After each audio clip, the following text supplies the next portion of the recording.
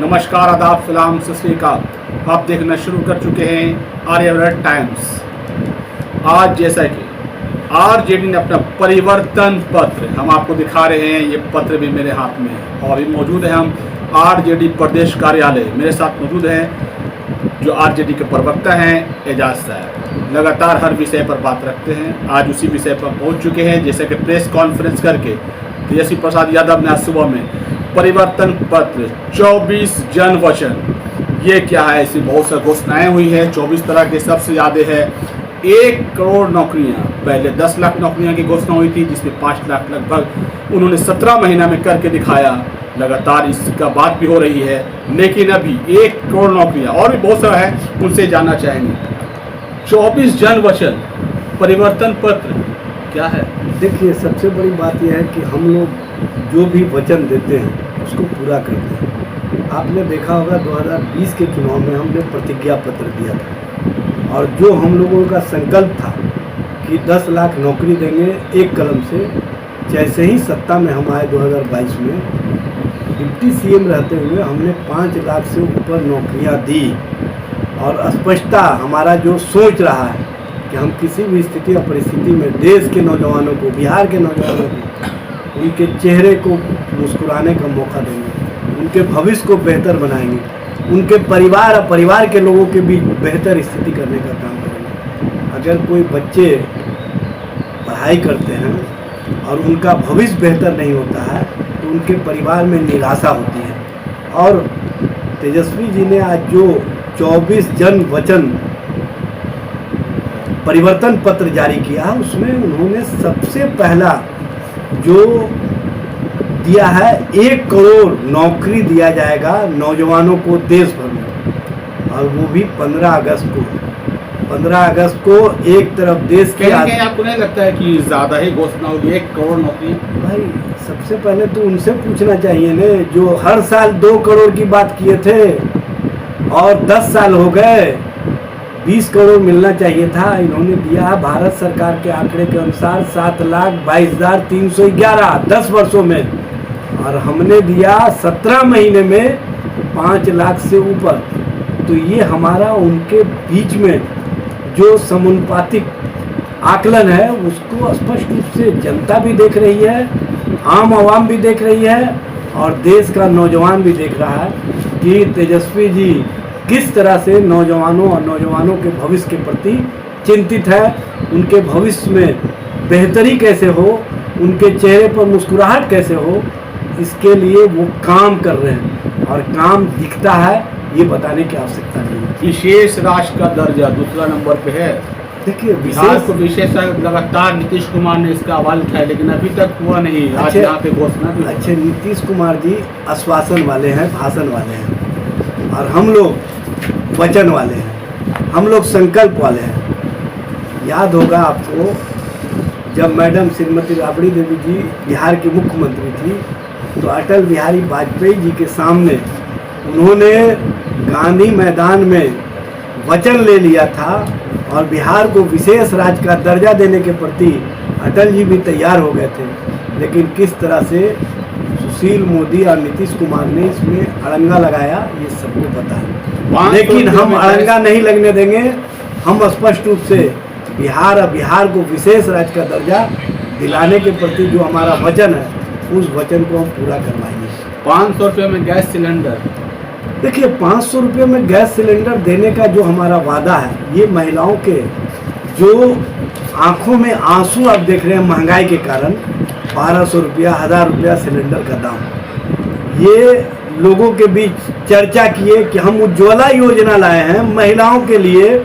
महिलाओं के आंखों में आंसू नहीं देखा जा रहा, लेकिन आपने इतना महंगा कर दिया कि महिलाएं उसी महंगाई के आंसू से अपना किचन साफ कर रही हैं और वो गैस सिलेंडर को कहीं ना कहीं लकड़ी का चूल्हा बनाने का काम किए हैं। ये है इनका कार्य और ये है इनका महंगाई के प्रति जो जनता और जनता को किए गए वादे थे, उस वादे को भुलाना। जबकि हम स्पष्ट रूप से जनता और जनता के लिए काम करेंगे, महिलाओं के लिए, महिलाओं के रसोई घर में जो सिलेंडर पहुंचना चाहिए, हर घर तक सिलेंडर पहुंचाने का काम करेंगे। सिलेंडर तो पहुंच गया लेकिन गैस उस पर नहीं भरा पा रहे हैं, इतना महंगा। भाई ये तो जुमलाबाज लोग बताएंगे ना, जुमलाबाजी करके लोगों को भरम और धर्म की राजनीति में रख करके किस तरह से महिलाओं के आंखों में आंसू दिए महंगाई के कारण, यह स्पष्ट रूप से दिख रहा है।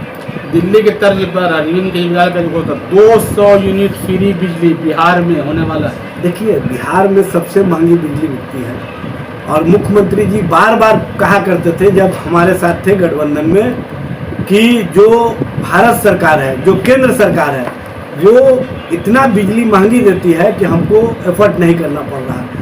अब कहीं ना कहीं हमको भी महंगी बिजली देनी पड़ रही है उपभोक्ताओं को। एक राष्ट्र और एक बिजली का जो विचार लेकर के हम लोग आए हैं, उसमें यह है कि जिस तरह से हम 200 यूनिट बिजली मुफ्त दे करके हर घर तक बिजली पहुंचा करके विकास की श्रेणी में, विकास को आयाम देने में और इंडस्ट्रीज स्थापना में कहीं ना कहीं एक अपना रोल मॉडल देश के अंदर प्रस्तुत करेंगे और देश के लोगों को बताएंगे कि सस्ती बिजली के कारण आज जो देश और देशवासियों में और देश के लोगों में जो खुशी है, उसका कहीं ना कहीं हम दूसरे स्तर से जो लोगों को फ़ायदा पहुंचाएंगे, उसको हम उसी अनुपात में आगे उनके लिए और भी लाभ देने का जो हमारा सोच है, उसको आगे बढ़ाने का काम करेंगे। कानून व्यवस्था, ये लगातार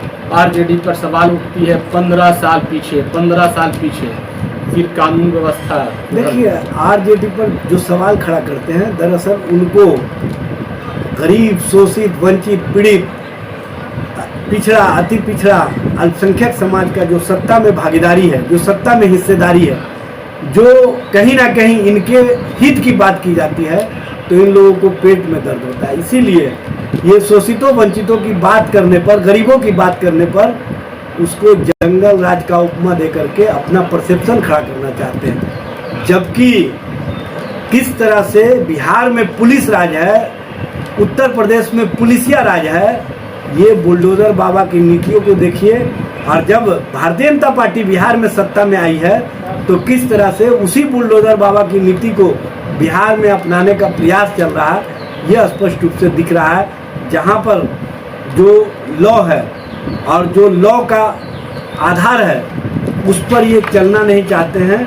ये अपने अनुसार गरीबों, शोषितों, वंचितों, पिछड़ों, अति पिछड़ों, दलित, आदिवासियों, अल्पसंख्यकों के घरों पर बुलडोजर चला करके अपने एजेंडा को सेट करना चाहते हैं। जबकि हम इन वर्गों के सामाजिक राजनीतिक उत्थान के प्रति सजग हैं और इनके लिए कानून और कानून का राज कैसे स्थापित हो, ताकि इनके घरों में जो बच्चियां हैं वो सुरक्षित रहे।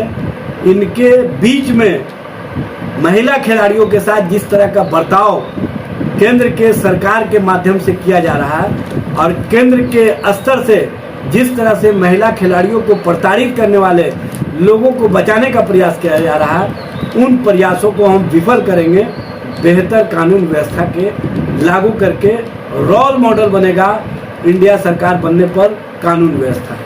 ये चुनावी घोषणा तो नहीं है, परिवर्तन पत्र। देखिए, वचन पत्र है, परिवर्तन पत्र है, और जो वचन होता है वो कभी घोषणा नहीं होता है। और घोषणा वो लोग कर रहे हैं जो कहीं ना कहीं जुमलाबाजी करते हैं, भरम और धर्म की राजनीति करते हैं।